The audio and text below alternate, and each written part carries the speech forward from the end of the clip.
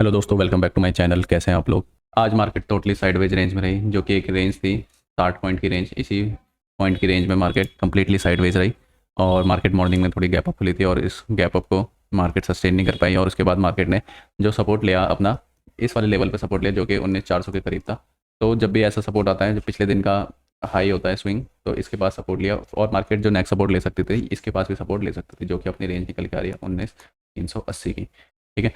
तो हमें ये भी चीज़ देखनी होती है कि सपोर्ट के क्या क्या पॉइंट है जो पिछले स्विंग है, तो एक बार हमें वहाँ पे थोड़ा रिस्क ले लेना चाहिए। अगर हम बुलिस है, जो हमारा मेन ट्रेंड चल रहा है वो बुलिस ट्रेंड चल रहा है थोड़ा, तो उस हिसाब से हम जिन्होंने यहाँ पे ट्रेड ली होगी, यहाँ पे एक 5 EMA की भी एंट्री बन रही है, तो यहाँ पे अच्छा खासा प्रॉफिट मिला होगा। और जब भी फर्स्ट ट्रेड होती है तो आराम से 40 से 50 पॉइंट बुक कर लेने चाहिए एज पर द सर्वाइवल के लिए। पहले मॉर्निंग में कुछ पॉइंट बुक कर लें, फिर बाद में दिन में 2 से 3 ट्रेड तो मिल ही जाती है, जैसे कि एक ट्रेड यहाँ मिली। ठीक है।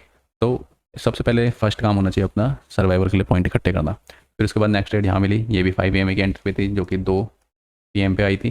ठीक है। यहाँ पे भी एक स्ट्रॉन्ग नेगेटिव कैंडल बनी है, इसका भी क्या पैटर्न सा बनना था, एक एम पैटर्न बन रहा था। ठीक है। तो हमें यहाँ पे ये एसएल का रिस्क लेना था, या इसके ऊपर हमें जो लगाना था एसएल 19,480 का एसएल लगा के हम यहाँ पे ट्रेड कर सकते थे। अब ये सारी जो ट्रेड थी इंट्राडे बेसिस पे थी और स्कैल्पिंग के बेसिस पे थी। ठीक है। क्योंकि आज कोई मेजर मोमेंटम नहीं आया, क्योंकि मार्केट कंप्लीटली साइडवेज रेंज थी और कल एक्सपायरी है।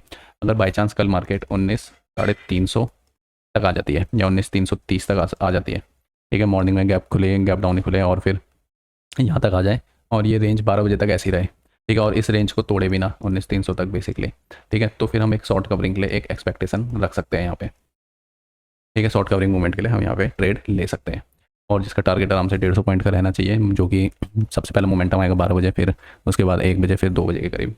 और जो 2 बजे वाला होगा मोमेंटम आएगा तो मेजर मोमेंटम आ सकता है। ठीक है। तो हमें इसके लिए एक्सपेक्टेशन रखनी चाहिए और जिसकी अपर रेंज अगर मार्केट फ्लैट खुलती है तो मार्केट ने क्लोजिंग तो अच्छी दी है 19,430 के ऊपर, और बेसिकली मार्केट को इस रेंज के ऊपर थोड़ा टाइम बिताना चाहिए था, जो कि मार्केट बिता रही है आराम से। तो इस रेंज में भी काफ़ी दिन हो गए मार्केट को, तो अब कल का दिन डिसाइडिंग हो सकता है मार्केट किस रेंज में निकले। तो अब जो कल नेक्स्ट रेजिस्टेंस मिलेगा मार्केट को 19,530, फिर 19,600 के पास, क्योंकि 19,500 पे अभी अच्छी खासी कॉल राइटिंग हो रखी है। तो कल हमें बेसिकली क्या क्या चीज़ें देखनी है, कल हमें देखना है SR रेंज कहाँ कहाँ पर है, दूसरा ओपन इंटरेस्ट कहाँ कहाँ पे क्रिएट हो रहा है, और ये हर 15 मिनट पे चेक करते रहना है कि किस रेंज में चल रहा है ओपन इंटरेस्ट। ठीक है। और सबसे पहले मार्क कर लेना है हमें 200 से 300 पॉइंट की रेंज में सबसे ज़्यादा ओपन इंटरेस्ट कहाँ पर है। जैसे कि मान लीजिए अभी 19,300 और 19,600 की हमें रेंज देखनी है। यहाँ पे कॉल राइटिंग हो रखी होगी, यहाँ पे पुट राइटिंग हो रखी होगी, तो जिस भी रेंज के पास मिले वहाँ से हम रिवर्सल ट्रेड के लिए हम वहाँ पे ट्राई कर सकते हैं। ठीक है। स्टार्टिंग में हमें इस चीज़ का ध्यान रखना है सर्वाइवल पॉइंट्स का, फिर उसके बाद हम देखेंगे नेक्स्ट ट्रेड के लिए। ठीक है। और कल अगर ये मिलता है तो एक हमें यहाँ पे एक जैकपॉट भी हमें मिल सकता है।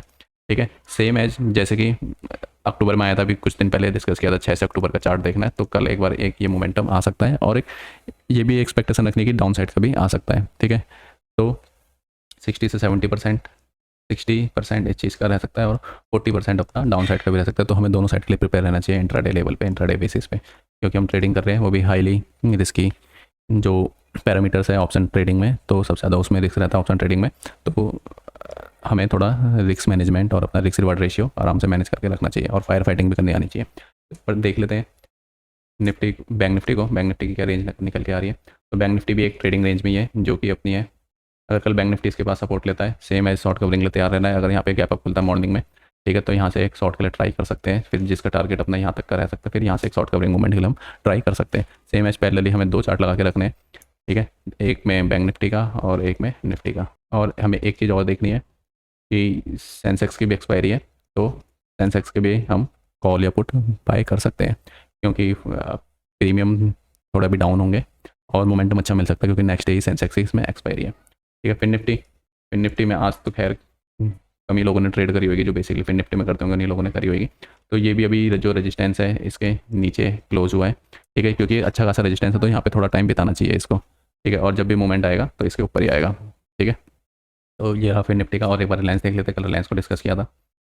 रिलायंस भी आज मॉर्निंग में सपोर्ट के पास से ही बाउंस किया, जैसे मॉर्निंग में आज इस सपोर्ट के पास आया था, तो ये सपोर्ट किया है 2321 का, तो इसी के पास से मार्केट ने बाउंस किया। पर जो रेजिस्टेंस है 2360 का, इसको मार्केट नहीं तोड़ पाई है। जब भी टूटेगी तो थोड़ा मार्केट में बुलिश मोमेंटम रह सकता है रिलायंस में, और अच्छा खासा फिर रिलायंस में पॉजिटिव ट्रेंड हो जाएगा। तो अभी तो क्या हो रहा है, माल जो शेयर्स उनको उठाया जा रहा है बड़े प्लेस के द्वारा। अगर यहाँ से मार्केट ऊपर जाती है तो यही एक लेवल्स हैं जो उठाने वाले लेवल है 2200 से 2360 के बीच में।